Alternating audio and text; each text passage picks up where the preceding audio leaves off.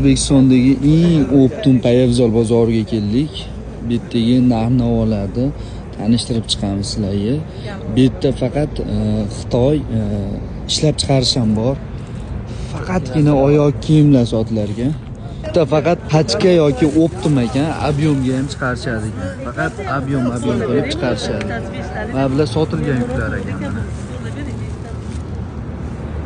Bozor juda katta ekan. Ular necha pul aka?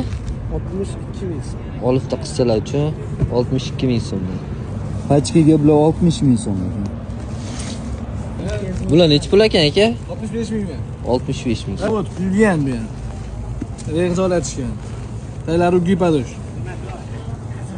Aka telefon nomerlari necha aka? Telefon nomeringiz?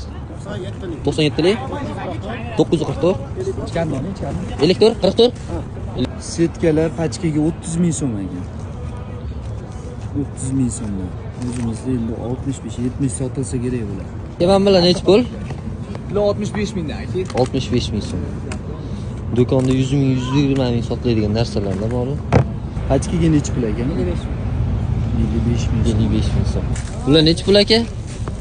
Bu 52 ming so'm. 52 ming so'm. Razmer nechidan nechigacha? 36 40. 36 dan 40 gacha. Zakatga qarab yana qo'shaveramiz. Pachkaga 63 ming so'm ekan. Ashya arzon. Haqida ma'lumot bersizmi do'stim? Bozor haqida ma'lumot bo'lgan yo'q aka hali. Bozorimiz Marg'ilonda.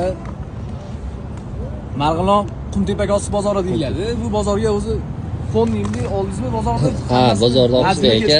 Bozorda уже tuga bo'ldi bozor. Dushanba juma ochiladi bozor. Soat 10 da bozorimiz. Ertalab. Ertalab 10 da. Bu bozorda asosan ishlab chiqaruvchilarni o'zlari olib chiqib sotishadi bozorga. Narxlar ham arzon shuni hisobiga. Bozorimizga birinchi qo'l birinchi qo'l bozor ekan.